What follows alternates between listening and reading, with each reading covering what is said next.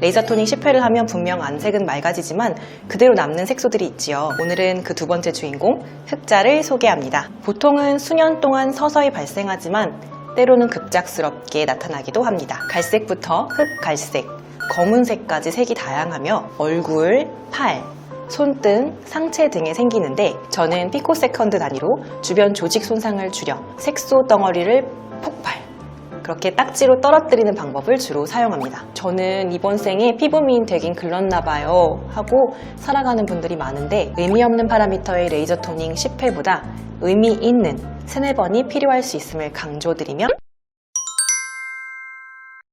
안녕하세요. 미용하는 의사 약사 박수진입니다. 색소 치료를 위해 병원을 방문하시는 분들은 레이저 토닝 10회 이상 하셔야 돼요 라는 상담 결과를 듣게 됩니다. 레이저 토닝 10회를 하면 분명 안색은 맑아지지만 그대로 남는 색소들이 있지요. 오늘은 그 두 번째 주인공 흑자를 소개합니다. 흑자란 진피, 표피 경계부에 멜라닌 세포의 수가 증가되며 각질 형성 세포 내의 멜라닌 색소 증가를 동반하는 색소반입니다. 경계가 비교적 명확하고 작고 둥근 평평한 갈색 색소 반점인데요. 보통은 수년 동안 서서히 발생하지만 때로는 급작스럽게 나타나기도 합니다. 갈색부터 흑갈색, 검은색까지 색이 다양하며 얼굴뿐 아니라 손, 발바닥, 점막 포함해서 사람의 피부 어느 부위에라도 나타날 수 있습니다.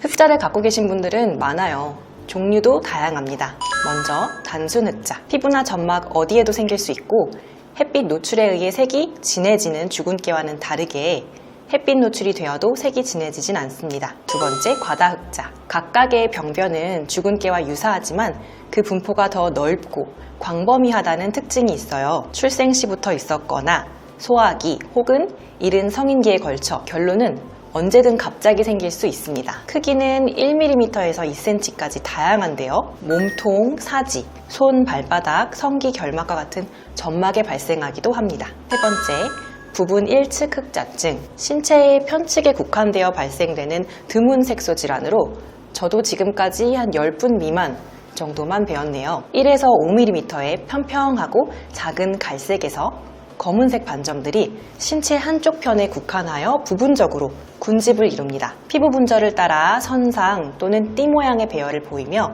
신체의 정중선에 병변들이 더 많이 분포하는 경향이 있습니다. 네 번째, 일광흑자. 자외선 노출 부위에 발생하는 색소 반점으로 가장 흔한 흑자의 한 종류입니다. 휴가 다녀오셔서 햇빛 많이 쬐고 갑자기 발견되기도 하고 장기간 자외선 노출로 서서히 발생하기도 합니다. 40대에서 50대 이후에 발생해서 나이가 들수록 증가하므로 노인성 흑자라 부르기도 하지만 빨리 발생하는 경우에는 20대에서도 관찰됩니다. 저도 생겼었습니다. 얼굴, 팔, 손등, 상체 등에 생기는데 얼굴뿐 아니라 신체 어느 부위든 생기는 이 일광흑자는 쉬이 치료가 가능합니다. 방금 소개해드린 4가지 흑자 외에도 다발성 흑자 증후군 등 흑자의 종류는 다양하고요. 흑자가 있는 분들도 굉장히 많습니다.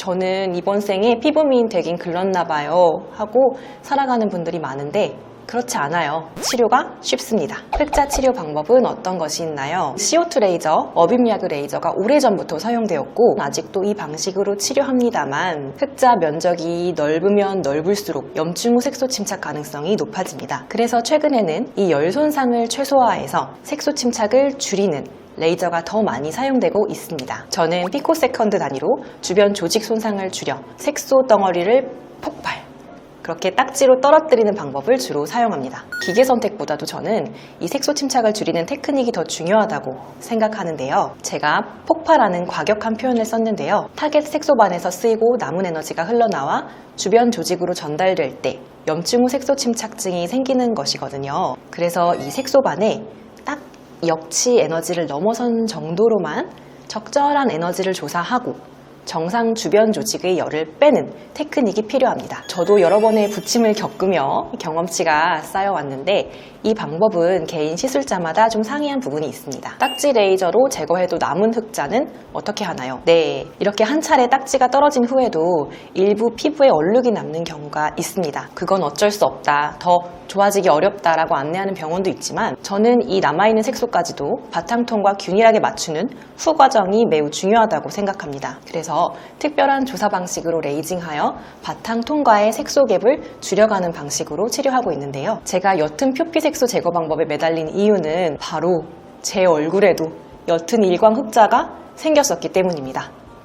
옅은 흑자 치료법에 대한 문헌이 많지 않기도 하고 아직까지는 환자분들의 니즈가 그렇게 크지 않은 것 같습니다. 아주 짙었던 흑자가 한 차례 옅어지면서 환자분들도 이만하면 됐다 생각하시는 것 같지만 방법이 없는 건 아니거든요. 중요한 건 이런 부분에까지도 시술자인 의사와 환자가 니즈를 느끼느냐입니다. 제 얼굴에 시도해보고 옅은 흑자가 더 호전된 모습입니다. 어느 파장대의 레이저를 얼마나의 출력으로 색소를 공격할 것이냐는 본디 그 환자 피부의 색소 밀도에 따라 경험적으로 다르게 적용하는 편인데요. 저는 얼룩이 표가 안 나는 균일한 톤의 피부를 목표로 색소 치료합니다. 오늘 영상은 흑자를 최대한 말끔히 제거해보고 싶은 분들을 위해 만들어 보았습니다. 얼굴을 불밝히는데 꼭 10번의 병원 방문이 필요한 건 아닙니다. 의미 없는 파라미터의 레이저 토닝 10회보다 의미 있는 3-4번이 필요할 수 있음을 강조드리며 오늘 영상을 마치겠습니다. 감사합니다.